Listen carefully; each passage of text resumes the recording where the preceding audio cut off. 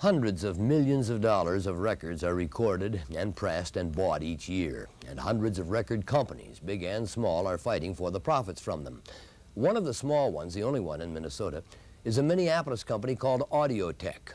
Records begin at the center of a quiet room, decorated with baffles and cables and microphones. Dan Holmes, producer, promoter, recording engineer, and Audiotech president, is putting it together for a session with Purple Haze.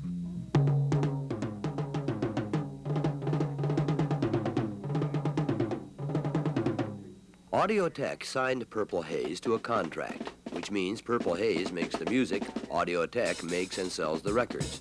And along the way, Purple Haze will be filtered and echoed and augmented until they sound much better than life. Okay, stand by. Yeah. Okay, fellas, let's run one down. Just ready to show. This will be track 2, I Do Love My Lady.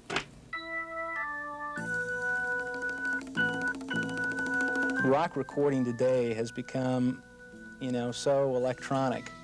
It's a sea of trickery and illusions that are created through the use of electronic devices. When recording began, we started with what was known as full track or single track. That's all there was. It meant everybody was in the studio doing their thing at the same time. It was all simultaneous. And it was take 80, take 90, take 100. Sometimes to the point where there's no feeling left at all in the music. Although that still happens today, all the recording is done synchronously, and that's what makes it complex, at least in the rock field. Many people, I think, have the image that the group comes in the studio and they set up and we mic up and they do their thing and sing and walk out the door, and believe me, it isn't happening that way.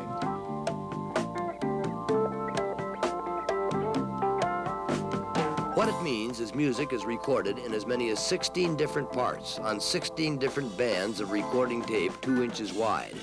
A band track first with most of the instruments, then as they listen to that, singers record a vocal track.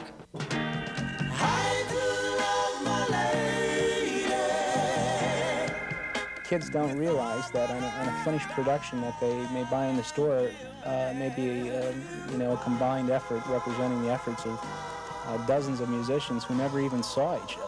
When they were in the studio on different days, the thing was so totally assembled electronically, done in a series of overdubs. And it's that type of technique which has made rock recording so complicated. Today we're working on 16-track.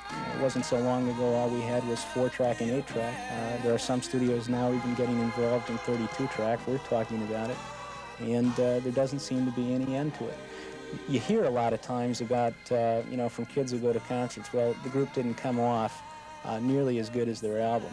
And a lot of times it's true. A lot of times the group cannot begin to compete with what they've done in the studio when they had the advantage of the arrangers, the producers, the electronic equipment, the reverberation, the echo, the equalization, the compressors, and all the endless chain of equipment that goes into making the record.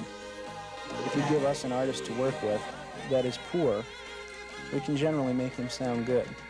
And if you give us an artist or a group that is excellent, we can usually make them sound outstanding. That's what recording has become. So if you call that plasticized, yeah, definitely. But to me, it's like makeup is in the motion picture industry.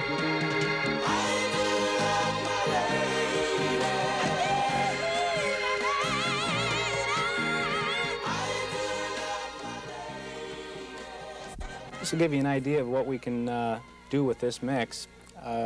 We've got a band track recorded here, so let's punch up some of the tracks and see what we've got on them. Track 1, we've got bass drum.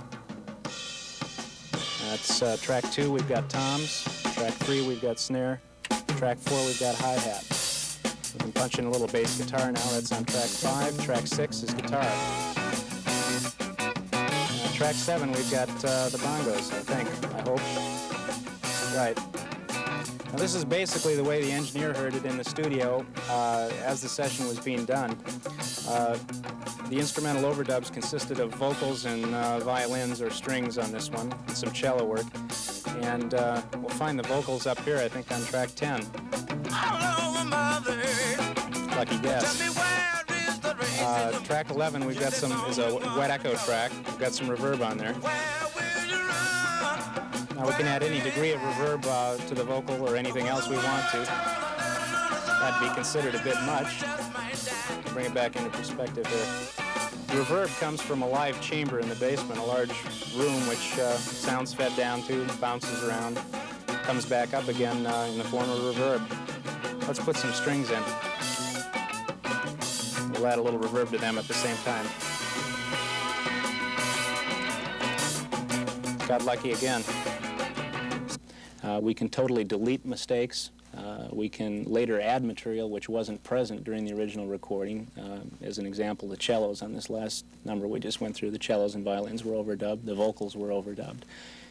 All of this can be done after the original instrumental portion of the recording was done. In fact, that's the way most rock and pop is recorded today. As a matter of fact, the overdubbed violins weren't even violins. They were a violin-sounding keyboard instrument called a mellotron, laid in on the umpteenth try during one of the sometimes hundreds of hours which go into a successful rock recording. And when the violins were taped, they switched a switch, and the mellotron started making sounds like a cello. Outside the control room, the Hill Boogie Band was warming up. Another day, it might have been a polka group, a gospel choir, or a symphony orchestra, because somebody will spend money to hear them all. Selling records, says Dan Holmes, is really a question of selling radio stations. If it's on the radio, people will buy it. But radio stations today play a short list of tunes, and it's a tough list to make. Producer Mike Faring talked with Dan Holmes about how it's done. The promotion men, be they the distributors or the manufacturers, go to the radio stations. They meet with the program directors, review their product, and if the program director is benevolent, maybe he gives you a number on his playlist if he likes the product. Well, that isn't the only way, is it? If the innuendo is directed at what is known in the industry as payola, I would have to lie to say no, it doesn't exist. It's a part of the record business. It's not uncommon for certain disc jockeys that I know of, you know, to be given gifts or trips to the islands. These types of things are typical remuneration for favors. Women? Anything which might be construed as a favor, I guess. There's probably no end to it. There was recently a scandal with a major record company which received a great deal of press revolving around the company allegedly supplying dope. And whether those types of things are founded or unfounded, I don't know. I don't really see it on a day-to-day basis because the real inequity of payola is the fact that the small companies like us aren't big enough to deal in it.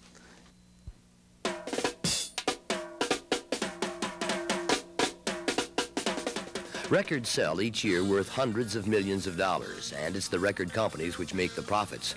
The musicians who make the music get 3 to 4% of the selling price, and then only after the costs are paid. Some of the top stars, millions of records sold, have pocket change to show for it. Money for musicians comes from big, expensive concerts, filled with people who heard the record.